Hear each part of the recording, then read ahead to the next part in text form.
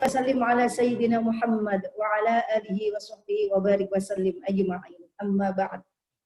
Para mam sekalian, kita niatkan dulu ini untuk cari ilmu. Bismillahirrahmanirrahim.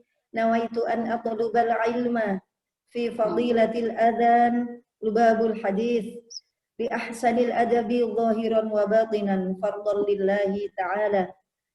Ya Allah, dengan namamu, sungguh-sungguh kami meniatkan ini untuk cari ilmu tentang keutamaan azan dari kitab Lubabul Hadith untuk memperbaiki adab kami, ya Allah, zahir dan batin. Fardu hanya karena Allah. Allahumma ftah lana hikmataka wangsyur alaina rahmataka ya arhamar rahimin.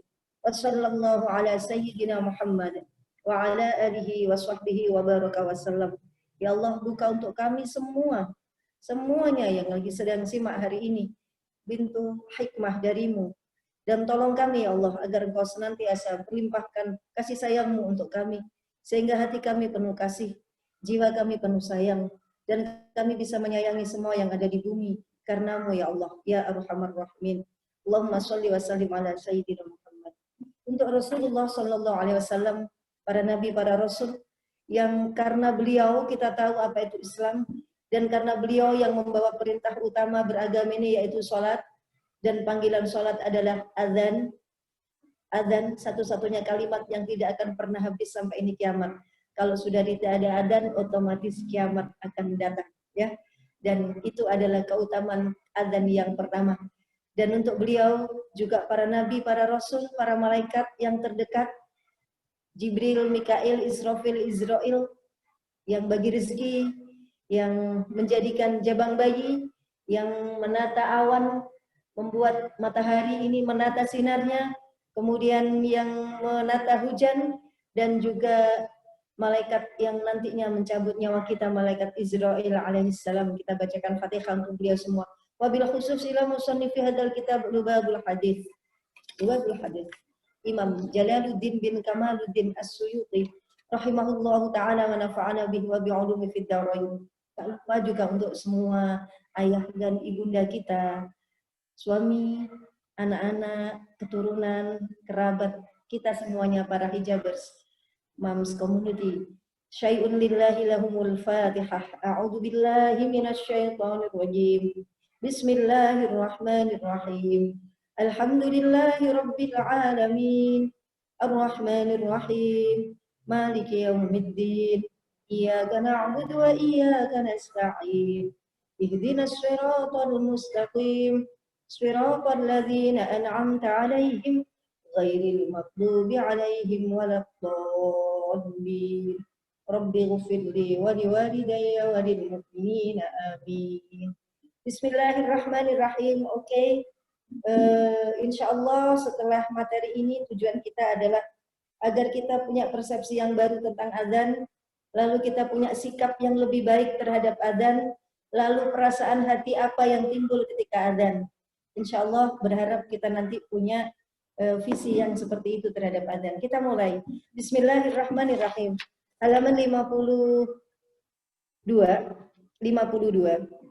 Kalau ini masih tentang keutamaan muadzin, kita baca cepat ya. Al-babus tsamin fi fadilatil adzan, bab 8 tentang keutamaan azan. Wa qala sallallahu alaihi wasallam. Mams, halaman 52 nggih. Man adzana lis salati sab'a sinina muhtasiban, kataballahu lahu bara'atan minan nar. Siapa yang jadi muadzin 7 tahun karena mengharap keridhaan Allah, maka dia telah dicatat terbebas dari neraka.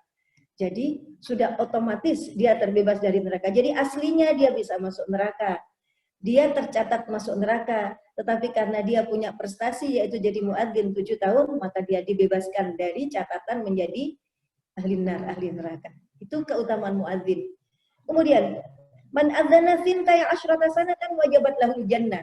Meningkat kalau sampai 12 tahun jadi muadzin. Berarti ini laki-laki ya. Ini bagi laki-laki, kalau kita punya anak laki-laki, kita motivasi dia agar senang adzan. Dan ini tidak berlaku bagi imam. Siapa yang adzan 12 tahun, wajabat lahul jannah. Dia wajib masuk surga. Kalau dia wajib masuk surga, dan tadi bebas dari neraka, dia tidak mau masuk surga, kecuali sama kita. Nah, kita katut. Dia bisa mau jadi muadzin karena motivasi dari bundanya, dari mamanya. Dan kita katut, karena dari kita lah motivasi untuk jadi muadzin. Ini keutamaan muadzin. Sekarang, halaman 53, hadis nomor 4, langsung nomor 4 ya. Wa qala sallallahu alaihi wasallam, thalathatun ya'simuhumullahu ta'ala min adabil qabri. Ada 3 golongan yang Allah tidak akan menyiksanya di alam kubur. Semua kita faham, kita mengimani, meyakini bahwa di alam kubur itu pasti ada siksaan. Pintu pertama menuju neraka, seorang ahli neraka itu tampak ketika ada di alam kubur. Begitu kita sudah dicabut nyawa, maka saat itu kita langsung masuk alam kubur. Meskipun belum dikubur, tapi kita sudah mulai masuk ke alam barzakh atau alam kubur. Di situ ada siksaan yang tidak terperi. Siksaan pertama adalah pertanyaan mungkar nakir, yang itu berlangsung bisa miliaran tahun, menunggu hari kiamat. Dan ternyata ada hal-hal, ada 3 golongan yang sama Allah dilindungi atau dijaga oleh Allah dari siksa kubur. Sesuatu yang sifatnya niscaya siksa kubur itu. Apa itu? 1, asyhad, orang yang mati syahid. Orang yang mati syahid, mati karena perang. Ini syahid apa ini? Bisa syahid dunia, bisa syahid dunia akhirat. Bisa syahid akhirat. Syahid itu ada 3 macam ya. Syahid dunia akhirat berarti syahid atau meninggal karena perang. Perang yang tidak dibayar, yang semata-mata membela agama Allah. Syahid akhirat adalah orang yang meninggal karena sakit, sakit parah. Meninggal karena COVID. Kalau dia ikhlas meninggalnya, dia meninggal syahid. Meninggal karena sakit kronis, meninggal saat melahirkan bagi para bunda, atau meninggal saat gempa bumi, banjir, bencana alam, gunung meletus. Semua meninggal karena kebakaran, semua meninggal karena musibah-musibah yang seperti itu, termasuk kategori syahid akhirat. Dan pahalanya adalah dibebaskan dari siksa kubur, dijaga dari siksa kubur. Jadi artinya bagi orang beriman itu hidup ya enak, bisa nambah amal, meninggal juga enak. Meninggal tapi dia kasihan loh, meninggalnya karena COVID. Kalau dia sabar, dia masuk golongan syahid. Enak, tidak harus ikut perang tapi sudah masuk kategori syahid. Kasihan dia sakit kanker, sudah 4 tahun. Dan sudah tidak pernah mengeluh lagi. Saking sakitnya. Kemudian dia meninggal, oh dia langsung masuk kategori syahid. Dan otomatis sama Allah diangkat, dijaga dari siksa akhirat. Siksa kok akhirat, apa tadi? Kubur. 1, apa tadi? Syahid. Yang kedua, wal muadzin dan muadzin. Jadi muadzin, orang yang adzan itu, para muadzin itu punya bayaran, punya gaji dari Allah, pahala dari Allah berupa dijaga dari siksa kubur. Dijaga dari siksa kubur. Subhanallah. Syahid, setara dengan syahid. Yang ketiga, siapa itu? Wal mutawaffa yaumal jum'ati wa lailatal jum'ati. Yaitu orang yang meninggal di hari Jumat, Jumat pagi, sampai Jumat malam, Jumat maghrib, atau di malam Jumat, mulai Kamis sore, sampai hari Jumat. Malam Jumat atau Jumat, berarti dia masuk kategori orang yang ya'simuhumullahu ta'ala min adabil kubur, dibebaskan dari siksa kubur. Kalau sudah punya cara pandang yang seperti ini, ya kita akhirnya ya tenang gitu, tenang, nggak punya kerjaan, jadi muadzin yang bayarin Allah, memanggil orang untuk menghadap Allah, announcer, penyiar radio, presenter, yang memanggil orang untuk apa, itu aja dapat gaji. Dan ini memanggil orang untuk menghadap Allah. Ayo berkunjung sama Allah, Allah ziarah Allah. Bagaimana tidak? Berarti dia pegawainya Allah, yang bayar Allah. Maka tadi sudah dipastikan dia terjaga dari siksa kubur, dia tadi terbebas dari neraka, dan kalau 12 tahun wajib masuk surga. Itu muadzin. Dan meninggal di hari Jumat atau malam Jumat. Ya Mams, jadi sekarang kita kalau ada orang meninggal karena dia sakit, sudah. Berarti Alhamdulillah dia bebas dari apa tadi? Siksa kubur. Catatan berarti sakitnya itu sabar. Nggak suka apa ya, ngersolo. sakit gigi aja ngersolo ya ora iso syahid nek gitu itu ya. Jadi kalau kita sakit ya diusahakan sabar, tidak banyak mengeluh. Ada hikmah, ada sesuatu yang indah di balik sakit kita. Nomor 5, hadis nomor 5. Ini bisa disimak ya. Wa qala sallallahu alaihi wasallam, "Law ya'lamu an-nasu ma fi an-nida' was-saffil awwal." Seandainya ya'lamu akan mengetahui an-nasu manusia, ma fi an-nida' apa yang ada di dalam adzan. Seandainya manusia tahu apa yang ada di balik adzan. Mams, jadi kalimat-kalimat adzan itu ditemukan oleh Abdullah bin Zaid sama Sayyidina Umar bin Khattab. Waktu Islam baru awal-awal di Madinah, Nabi setelah hijrah ke Madinah, belum 1 tahun, itu Rasulullah kesulitan cara memanggil orang untuk sholat. Gimana nih cara panggilnya? Dan kita tahu kan, perintah sholat itu kan baru tahun 1 sebelum hijrah. Jadi begitu hijrah ke Madinah, itu belum 1 tahun melakukan sholat. Makanya masih nyari sistem. Gimana ya caranya memanggil orang untuk sholat. Sedangkan pemeluk Islam tambah banyak. Tentu mengumpulkannya dia harus pakai metode. Nggak ada WA group, nggak ada share-sharean, broadcastan, nggak ada. Gimana caranya ini? Maka kemudian Nabi mengumpulkan para sahabat. Gimana cara kita panggil? Nah, ada yang usul pakai api. Kita bakar, kita nyalakan api itu di atas atap masjid. Masjidnya Masjid Nabawi sudah jadi. Jangan dibayangkan kayak sekarang. Masjidnya itu tentu saja cuma tembok doang, nggak ada atap, tembok. Nanti nyalain di ujung tembok yang pojok biar orang tahu. Rasulullah kurang setuju. Terus ada karena itu seperti orang Majusi, pakai api yang di atas ya. Kemudian ada yang usul, gimana kalau pakai lonceng, teng teng teng atau teng teng teng teng teng teng teng.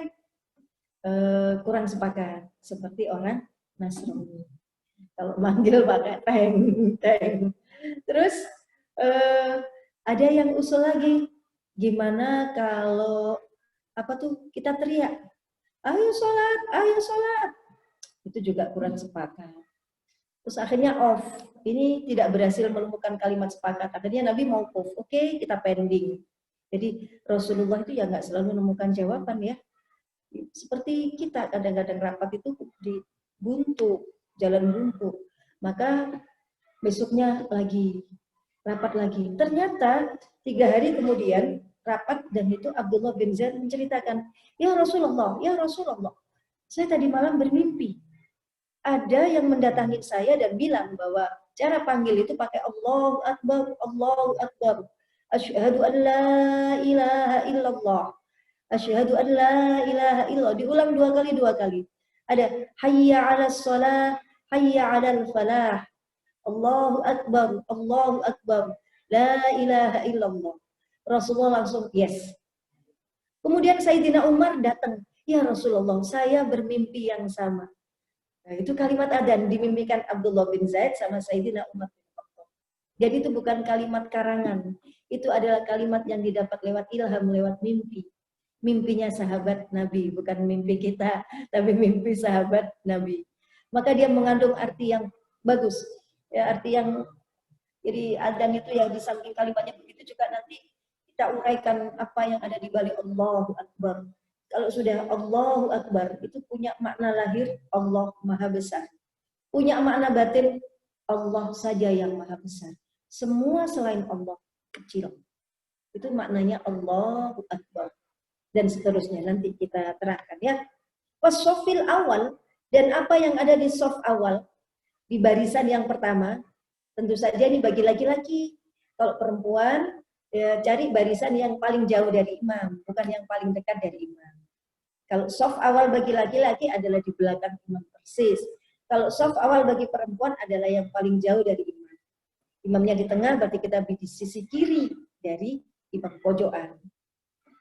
Semalam yajidu, kemudian mereka tidak mendapati shaf awal atau adzan itu illa ayyastahimu, kecuali kalau dia itu mengundi. Alaihi lastahamu, pasti mereka undian. Pasti mereka, kita mau arisan itu, kalau mau arisan kan pakai dadu, pakai undian, nanti siapa yang terbanyak. Seandainya manusia tahu apa yang ada di balik adzan sama soft awal, pasti mereka mengundi. Cari angka yang paling banyak, dia yang dapat soft awal atau jadi muadzin, diundi dulu. Satu. Yang kedua, walau ya'lamuna ma fit tahjiri lastabaqu ilaihi. Walau ya'lamuna, seandainya para manusia tahu, ma fit tahjiri, apa yang ada di dalam tahjir. Tahjir itu sholat yang lebih awal, tahjir sholat yang pagi-pagi yang lebih awal. Lastabaqu ilaihi, maka mereka pasti berlomba-lomba untuk mendatangi sholat lebih awal. Maksudnya waktu kalimat Allahu Akbar, la ilaha illallah, itu sudah ada di masjid, sudah ada di tempat sholat. Pasti mereka akan berlomba untuk bisa dapat sholat yang lebih awal. Satu tadi mafin nida, wassof awal. Yang kedua pada sholat yang lebih awal, sholat lebih awal itu berarti setelah adzan persis. Dan yang ketiga, walau ya'lamuna ma fil atamati was-subahi la atauhuma walau habuan. Ini lebih dahsyat lagi. Seandainya manusia itu tahu apa yang ada di dalam sholat isya. Atamah itu sholat isya. Sholat setelah makan malam itu atamah.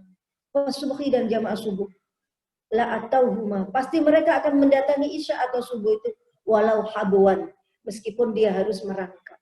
Saking setruknya, saking lumpuhnya dia, tidak bisa berjalan. Merangkak tak jalan. Kalau itu untuk mencapai sholat isya atau subuh. Karena sholat isya atau subuh itu investasi yang teramat berharga, teramat mahal, dijual mahal nanti di akhirat. Bahkan sekarang juga bisa laku mahal. Tidak semua orang bisa jamaah isya, tidak semua orang bisa jamaah subuh. Bahkan itu tadi, meskipun merangkak, tak jalan. Nah, sekarang kita juga begitu. Kita juga begitu kalau habis maghrib, dan kita baca Quran, ya. Kemudian ngapain gitu, terus adzan isya itu biasanya kita timbul ngantuknya. Nah, ingat ini, aku tidak sampai merangkak. Kata Rasulullah, merangkak saja kita disuruh jalan, dan saya tidak pakai merangkak, cukup melangkah ke musola rumah atau ke masjid terdekat.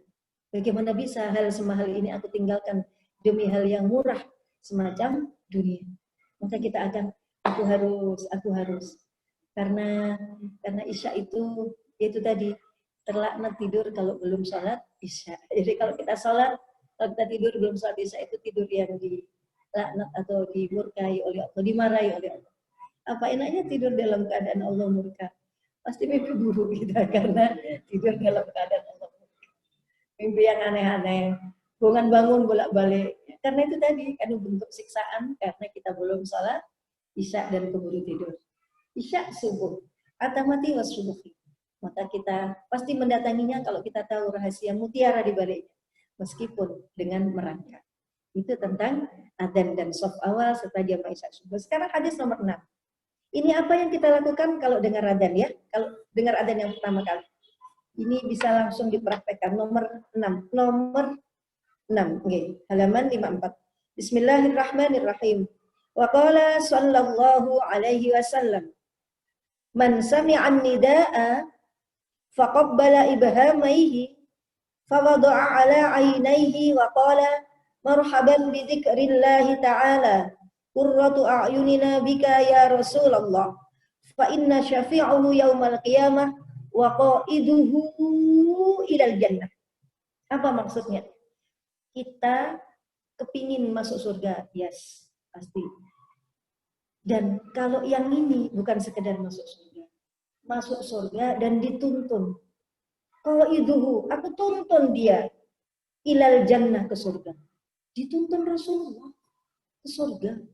Bukan dituntun Pak Jokowi, bukan dituntun suami kita, bukan. Dituntun Rasulullah. Betapa itu impian semua orang. Dan tidak banyak orang tahu ini. Tidak banyak orang tahu ini dan tidak banyak orang yang sudah tahu dan dapat pertolongan Allah untuk melakukan ini. Dituntun Rasulullah ke surga. Bagaimana caranya? Hadis nomor 6 ini tadi. Kata Rasulullah SAW, man sami'an nida, siapa yang mendengarkan adzan. Jadi adzan itu dari kata-kata udhunun, telinga. Udhunun, telinga. Kalimat yang selalu didengar oleh telinga selama 24 jam, itu adzan. Kok bisa, Mi? Ya, kayak gini ya. Waktu asar di Malang, jam 14:25. Nanti di Surabaya, 14 lebih 24. Nanti ngerse 14 lebih 23. Terus tiap menit berubah. Berarti tiap menit terdengar adzan. Telinga selalu menangkap adzan. Makanya disebut adzan. Kalimat yang tidak pernah berhenti. Kok 24 jam? Iya. Begitu Indonesia selesai, ganti Australia. Begitu Australia selesai, ganti sebelah baratnya lagi. Sebelah baratnya lagi. Terus sampai Eropa. Terus sampai Afrika. Dan kembali lagi ke Asia. Besok lagi. Itu terus gitu. Kalimat yang tidak pernah berhenti didengar oleh telinga. Apa itu? Adzan. Maka disebut adzan. Adzan dari kata apa tadi? Udhunun, telinga.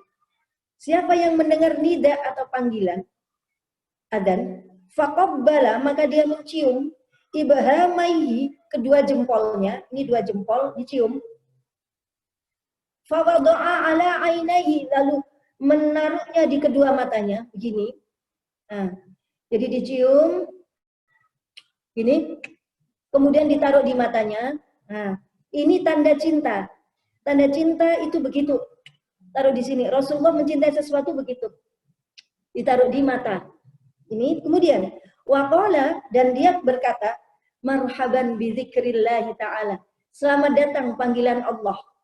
Marhaban bi dzikrillah ta'ala. Dilanjut, qurratu a'yunina bika. Terhibur hatiku denganmu, ya Rasulullah, wahai Rasulullah. Habis gini, marhaban bi dzikrillah ta'ala, qurratu a'yunina bika ya Rasulullah, taruh di mata. Selamat datang panggilan Allah. Allahu akbar, Allahu akbar. Marhaban bi dzikrillah. Atau bahasa Indonesianya, selamat datang panggilan Allah. Asyhadu an la ilaha illallah. Terus. Terhibur hatiku denganmu ya Rasulullah. Wa asyhadu anna Muhammadar Rasulullah. Aku bersaksi bahwa Nabi Muhammad utusan Allah. Terhibur hatiku denganmu ya Rasul. Sesederhana itu. Fa inna, maka sesungguhnya aku, kata Rasulullah, syafi'uhu, akan memberi syafaat baginya yaumal qiyamah, hari kiamat. Jadi minta diberi syafaat kanjeng Nabi antara lain dengan membaca sholawat yang banyak. Tapi juga bisa dengan ini. Baca doa ini setiap sami'an nida, mendengar adzan. Aku memberinya syafaat di hari kiamat. Wa qaiduhu, dan aku menjadi orang yang menuntunnya, mendudukkannya ilal jannati, ke surga. Subhanallah. Ya Allah. Kan ada hadis ini. Ana wa kafilul yatim fil jannah hakadza. Aku dan penanggung anak yatim ada di surga seperti ini, jajar. Dua. Ternyata ada hadis yang lebih dasar dari itu. Aku akan tuntun dia ke surga dan memberinya syafaat nanti di hari kiamat. Dengan apa tadi? Ketika dia begitu care, begitu aware, begitu peduli dengan adzan dan senang dengan adzan. Adzan loh, bisa adzan. Nah itu udah termasuk kebalikannya. Ini ada adzan tuh, marhaban ya Allah, terima kasih, selamat datang adzan, selamat datang panggilanku ya Allah. Qurratu ayunina bika ya Rasulullah. Aku terhibur denganmu ya Rasulullah. Kenapa kok ada ya Rasulullahnya? Karena di adzan ada kalimat asyhadu anna Muhammadar Rasulullah. Betapa kalimat itu kemudian sempat membuat Bilal pingsan waktu Rasulullah itu. Bilal tidak kuat menahan sakit, tidak kuat menahan sedih, maka beliau minta izin, aku pindah ya. Aku pindah ke Syam, aku tidak kuat tinggal di Madinah. Setiap melihat tanah-tanah Madinah, kerikil Madinah, pintu-pintu Nabawi, hatiku lemah, tidak kuat. Aku selalu rindu, selalu tidak kuat keingat Rasulullah. Nggak kuat, badanku jadi lemes. Maka beliau pindah ke Syam. Tapi ketika diminta oleh cucu Rasulullah, Sayyid Husain, untuk kembali menjadi muadzin zaman Khalifah Umar, maka beliau dengan berat hati kembali ke Madinah. Dan benar, tidak tahan beliau. Ketika beliau adzan, langsung semadinah itu gempa. Rasulullah hidup. Rasulullah Yahya. Rasulullah hidup lagi. Rasulullah hidup lagi. Suara Bilal membawa kenangan manis bahwa mereka dulu pernah bersama-sama Rasulullah. Kemudian ketika sampai kalimat asyhadu an la ilaha illallah, orang sudah berkumpul. Wa asyhadu anna Muhammadar Rasulullah. Tidak kuat. Dia mengucapkan nama Muhammad itu tidak kuat. Seperti kita kalau habis kehilangan suami, kehilangan anak. Setiap kita lihat apa gitu kan teringat. Lihat kursi, ya Allah, biasanya dia duduk situ. Lihat nasi, ya Allah, ini piringnya dia suka nasinya cuma dikit, suka ingat. Itu bilang. Dan nggak tahan kita sebut namanya. Nama suami kita nggak tahan sebut nama. Kalau kita begitu cinta, begitu merasa kehilangan. Bilal pingsan. Dan sekarang ketika nama Nabi Muhammad disebut, asyhadu anna Muhammadar Rasulullah, maka kita bilang, terhibur hatiku denganmu ya Rasul. Aku senang. Hatiku terhibur dengan namamu, hatiku terharu. Aku senang karena engkau bawa syariat itu kepada kami. Aku senang karena dengan engkau kami tahu apa itu sholat. Bisa menghilangkan stres kami, bisa ketemu Allah, bisa curhat, bisa sharing sama Allah. Aku senang denganmu ya Rasul. Itu kita refleksnya adalah marhaban bidzikrillah ta'ala qurratu ayunina bika ya Rasul. Maka Rasul merespon cinta itu dengan kamu nanti tak tuntun di hari kiamat, tak tuntun menuju surga karena kamu cinta sama aku. Setiap adzan kamu ingat aku. Nah, ini adalah bacaan yang kita ucapkan ketika kita mendengar adzan. Insya Allah kita juga sudah laksanakan itu. Jadi tidak tenang rasanya hati kalau kemudian adzan tanpa kita begitu, meskipun sedang taklim gini, begitu dengar adzan yang pertama ya, begitu dengar adzan yang pertama kali kita dengar, kita langsung itu sudah refleks, ya Allah terima kasih, marhaban bidzikrillah qurratu a'yunin bika ya Rasulullah. Kita langsung ingatan kita dibawa kepada Rasulullah. Ya Rasul, ini syariatmu engkau yang bawa. Qurratu a'yunin bika ya Rasulullah. Begitu. Hadis nomor berapa tadi? 6.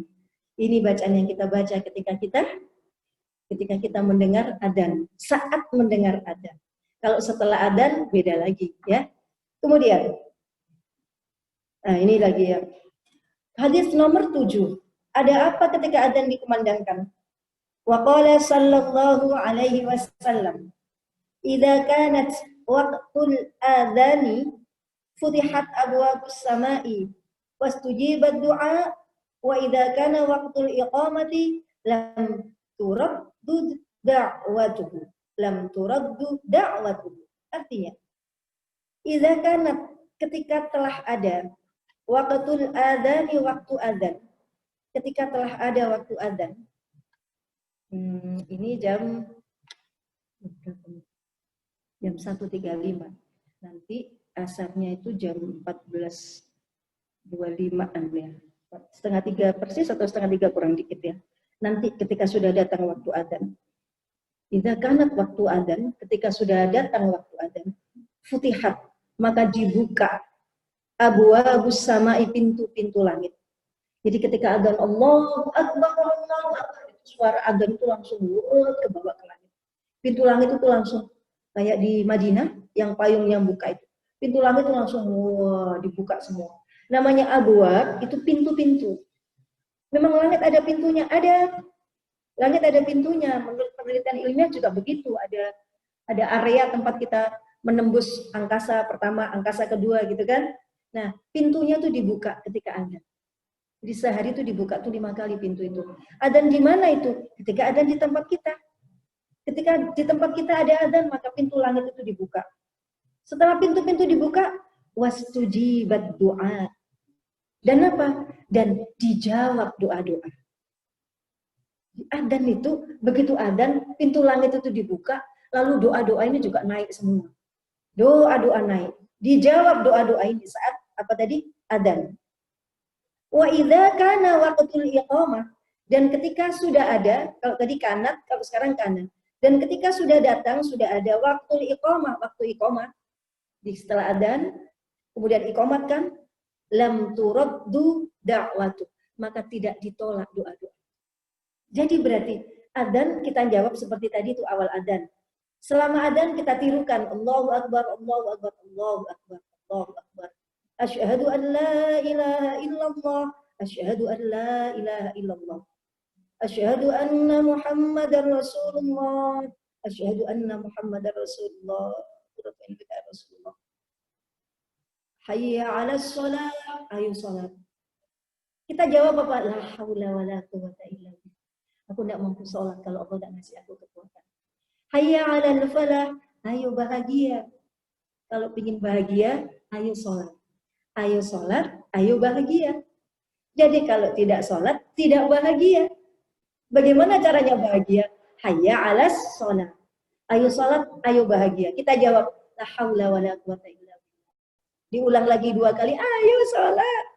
La haula wa la quwata illa billah. Ayo bahagia, mencari kemenangan. Kalau sholat, kau menjadi the winner. Kalau tidak sholat, kau pasti jadi the loser. Pasti jadi orang yang pecundang, yang kalah. Dengan sholat saja berarti kau sudah menang. Dan kalau sholatmu kau perbaiki, kau akan mengubah hidupmu secara total. Coba aja kita punya ritual 40 hari, bukan kali, 40 hari jamaah non-stop. 40 hari, berarti sehari 5 kali. 5 kali 40, 200 kali sholat jamaah. Dipotong head, dipotong uzur. Itu lakukan. Nanti Allah akan kasih kenikmatan kamu. Semua masalahmu beres dan kau akan merasa tenang. Merasa tenang. Karena imanmu bertambah tebal dan keyakinan itu akan menumbuhkan amal baik. Ketika imam bilang la ilaha, adzan muadzin bilang la illallah, la ilaha illallah Muhammadur Rasulullah. Lalu kita doa. Nah, ini tadi kan ketika adzan langit-langit dibuka, setelah adzan kita berdoa, doa-doa diangkat. Wastujibat doa, doa-doa diangkat semua. Ayo cepetan, minta oh, minta oh, minta oh, minta oh. Dan setelah qomat ditutup. Semua doa-doa lam turaddu, tidak ditolak doa. Batasnya adalah antara adzan sampai iqamah. Itu saat langit dibuka. Maka kemudian kalau ada adzan kita tidak boleh santai-santai, kita tidak boleh cuek-cuek saja. Maka itu disebut telinga tadi itu. Telinga. Banyak orang yang tersentuh karena adzan, karena kalimat adzan memang bukan kalimat biasa. Dia kalimat yang tadi ya diperoleh lewat mimpinya Abdullah bin Zaid sama Sayyidina Umar bin Khattab. Itu kalimat-kalimat adzan. Dan dia mengandung daya magis. Untuk orang yang belum iman, dia bisa membuka iman. Betapa banyak orang masuk Islam karena adzan. Untuk orang yang sudah beriman, kalimat-kalimat adzan itu mendorong kita untuk memperbanyak ibadah. Ya enggak? Ya, adzan itu mendorong. Kalau ada adzan kemudian kita belum ada rasa, menangislah. Karena imanmu belum, Allah belum memberikan kelezatan ibadah kepada. Kalau dengar adzan kemudian kita sudah bisa marhaban, selamat datang, selamat datang. Allah sudah memberi kelezatan iman kepada sehingga kau bisa merasakan nikmatnya mendengarkan adzan. Ya, gitu. Itu dulu, nanti kita lanjut lagi ya. Terima kasih. Iya. Baik. Terima kasih Bunda. Kita lanjutkan dengan sesi tanya jawab. Silakan buat para mams yang ingin bertanya bisa langsung di kolom chat ya. Di sini sudah ada jawaban dari WA ini Bunda. Kapan seorang makmum berdiri pada saat mendengar iqomah dan azan? Oh iya, adzan, iqomah ya. Kapan seorang makmum berdiri saat mendengar iqomah kali ya? Begitu adzan kan tadi kita gini, marhaban bi dzikrillah qurratu a'yunina bika ya Rasulullah. Kalau kita jawab adzannya, setelah itu kita doa, Allahumma rabb hadhihi da'wati tammah was salatil qa'imah ati sayyidina Muhammadanil wasilata wal fadilah wasyarafa wad darajatal aliyatar rafi'ah wa ba'atsu maqaman mahmudan alladzi wa'ata innaka la tukhliful mi'ad. Para jamaah, doa itu adalah itu Rasulullah yang minta. Doakan aku ya. Doakan aku nanti dapat wasilah dan fadilah. Doakan aku dapat wasilah fadilah. Nabi yang minta. Bayangin, orang semulia beliau minta kita doakan, kita ini apa gitu. Saking menghargainya Nabi dengan kita. Aku doain ya. Doakan aku dapat itu wasilah sama fadilah. Maka itu kita doakan beliau. Setelah itu kita bisa doa pribadi, request apa gitu. Ya Allah, hati saya beri hati yang syukur. Jodoh terbaik ya Allah. Rezeki yang cukup, yang halal ya Allah. Itu minta. Karena tadi wastujibat doa-doa semua diangkat.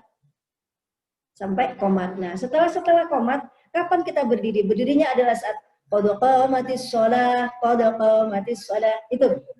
Allahu akbar, asyhadu an la ilaha illallah, asyhadu anna Muhammadar Rasulullah. Hayya 'alas salati, hayya 'alal falah. Qad qamatis shalah. Kita berdiri. Qad qamatis shalah. Allahu akbar, la ilaha illallah. Itu. Jadi kita sambil apa tadi? Berdirinya adalah ketika qad qamatis shalah. Kenapa kok kodoko? Karena kodoko itu artinya kodokomat, sungguh telah berdiri, ditegakkan as-sholat, sholat. Sungguh telah ditegakkan sholat. Maka kita kemudian tegak. Kita jarang ya, jarang. Sekarang ayo kita gitu, kodoko itu berdiri. Bukan kodoko, komat, cepetan wudhu. Baru wudhu.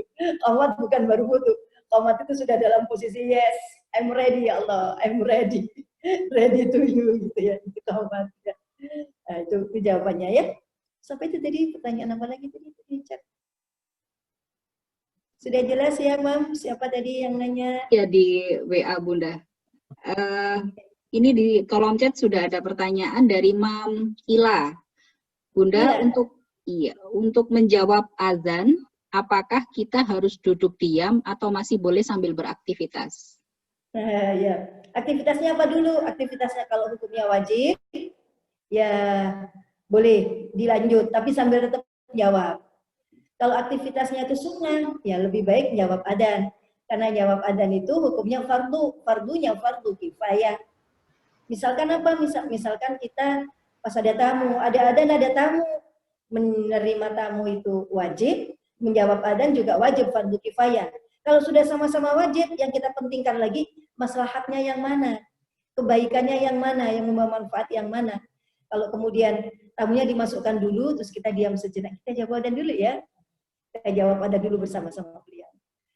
Kalau sambil aktivitas, contohnya sambil masak, lagi goreng, adzan. Kalau ini tak matiin, goreng tempe, waduh nanti adem minyaknya masuk ke tempe semua. Jadi kita tetap apa tadi? Tetap goreng sambil konsen jawab adzan. Perempuan bisa. Perempuan tuh multi talent. Kok laki nggak bisa? Laki tuh goreng sambil jawab adzan, dijamin kosong. Pasti salah satu kalah. Tapi kalau perempuan bisa. Jadi kita sambil goreng. Kenapa? Karena goreng ini harus segera diselesaikan. Kalau enggak, gosong. Kalau tak tinggal ini gosong, atau kalau dialihkan tadi, belum matang. Maka ini kita selesaikan sambil jawab adzan. Kemudian dimatikan kompornya, jawab adzan. Dilihat hukumnya yang kita lakukan. Seperti gini, kita lagi taklim gini, lalu ada adzan, kita off, kita berhenti menjawab adzan. Menjawab adzan dulu, berhenti menjawab adzan, terus ditutup dengan doa habis adzan. Dan jangan lupa tadi bacaan awalnya bukan menjawab, bacaan awalnya tadi marhaban bi dzikrillah qurratu ayunina bika ya Rasulullah. Allahu akbar, Allahu akbar, Allahu akbar, Allahu akbar. Saking wajibnya jawab adzan, kalau kita sendirian kan berarti bukan fardu kifayah lagi karena tidak ada orang. Di rumah cuma ada kita tok. Berarti kewajiban itu harus kita yang nanggung. Kalau di rumah ada kita sama suami sama anak. Kalau salah satu jawab, yang lain kewajibannya jadi gugur. Tapi kalau tidak ada orang sama sekali, maka yang wajib adalah kita. Dan karena kita yang wajib, jadi kita yang jawab adzan tadi. Allahu akbar, Allahu akbar. Marhabannya tadi sendiri, kemudian kita lanjut dengan jawab adzan. Disambung doa habis adzan. Begitu kira-kira. Baik.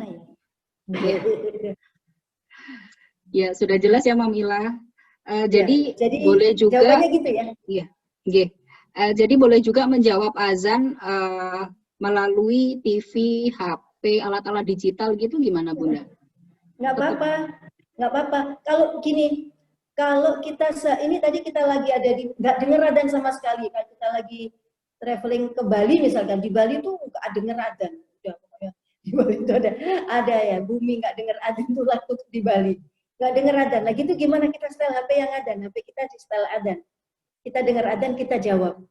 Karena kering hati itu kalau tidak jawab adzan, kalau tidak dengar adzan. Namanya saja adzan, harus didengar oleh apa tadi? Telinga. Adzan dari kata-kata udhun. Bahkan Mams, saking wajibnya menjawab adzan itu, kalau kita lagi sholat kan wajib nih. Jawab adzan juga wajib, tapi kita tidak membatalkan sholat, kita tetap sholat. Nanti setelah salam, kita qodok jawabnya itu. Sampai oleh Imam Ghazali, disyariatkan qodok nih. Biar kamu dapat keutamaan tadi langit yang dibuka, doamu naik. Maka jawaban adzannya, Allahu akbar, Allahu akbar, Allahu akbar, Allahu akbar. Cepat jadi Allahu akbar, Allahu akbar, Allahu akbar, Allahu akbar. Asyhadu an la ilaha illallah, asyhadu an la ilaha illallah, asyhadu anna Muhammadar Rasulullah. Oh iya, adzan itu genap atau ganjil? Adzan itu genap, kalau qomat itu ganjil. Di adzan itu dua kali, kalau qomat itu satu kali. Kata Rasulullah, genapkan adzanmu dan ganjilkan qomatmu. Adzan diulang 2 kali.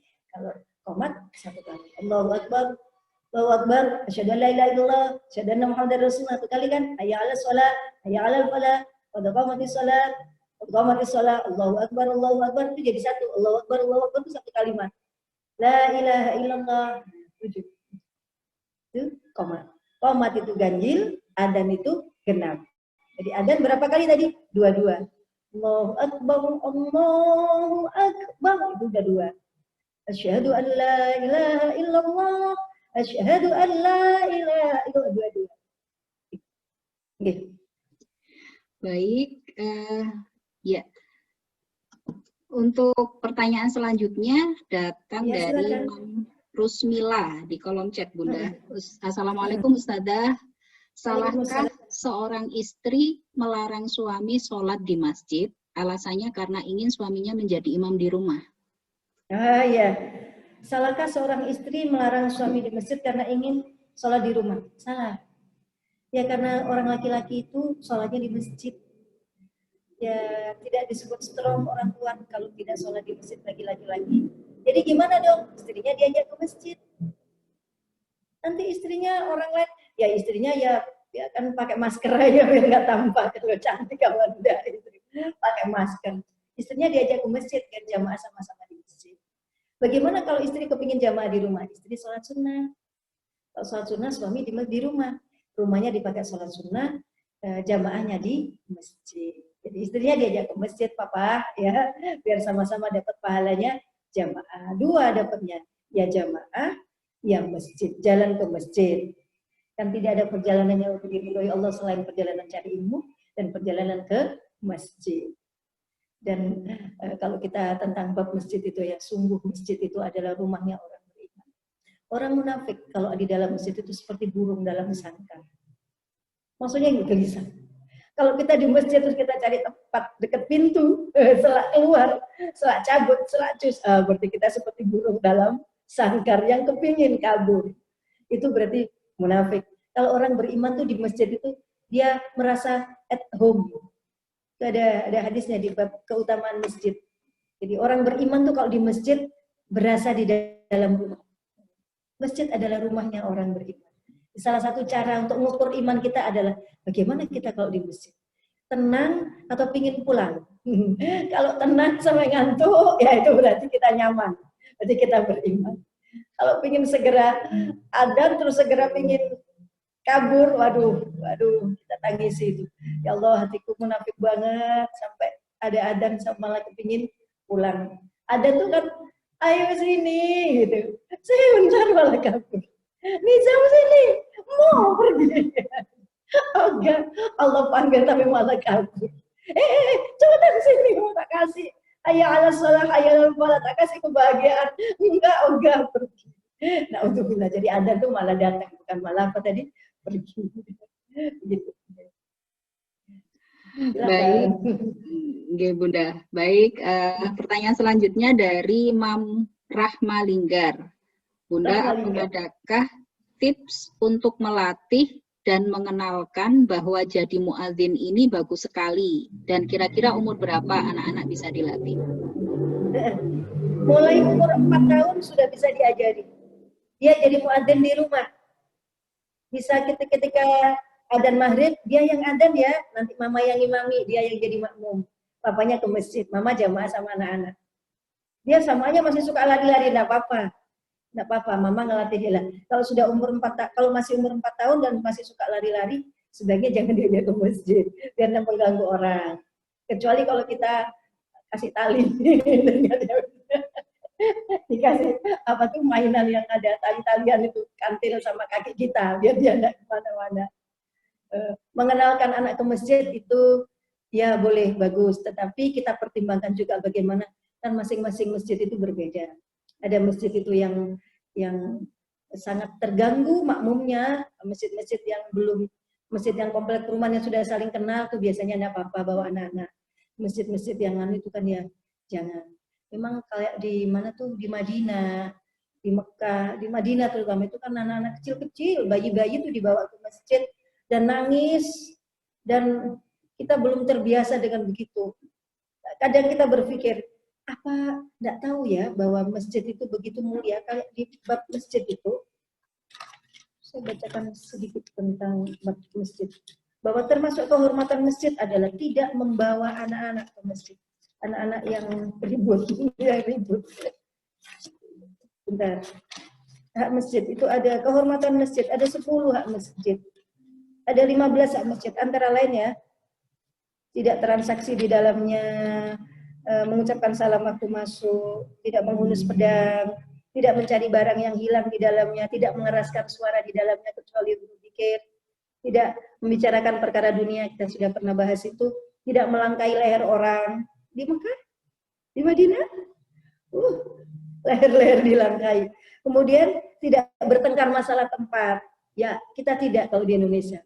Kalau di sana kadang-kadang soal tempat itu, waduh, bisa ribut perkara tempat. Marah-marah, yang satu pakai kursi, satu enggak, itu udah. Kemudian tidak mendesak-desak dan mempersempit barisan. Ya, suka desak-desak di sana ya. Tidak lewat di depan orang yang sedang sholat. Ya, jangankan sholat, sujud aja kadang dilangkahi. Kemudian tidak berludah di dalamnya, tidak ngeludah lipstik ditoletkan di dinding masjid, di karpet masjid, oh itu dosa besar, mengotori masjid. Kemudian tidak menyembunyikan jari-jari. 14, membersihkan masjid dari najis, orang gila, anak-anak kecil, dan tidak melaksanakan hukuman di dalam. Oh. Tidak mengotori masjid dengan bawa anak-anak kecil, ganti pampers di masjid. Ya Allah, jangan, keluar dulu. Anak kalau kita bawa ke masjid, dibawa keluar dulu, jangan ganti pampers di dalam masjid. Dan yang ke-15, kehormatan masjid, memperbanyak zikir kepada Allah dan tidak melalaikan Allah. Nah, itu kehormatan masjid. Nah, sedangkan kadang kita berpikir, yaitu kadang ngaji itu tidak selalu ya. Apakah hak-hak masjid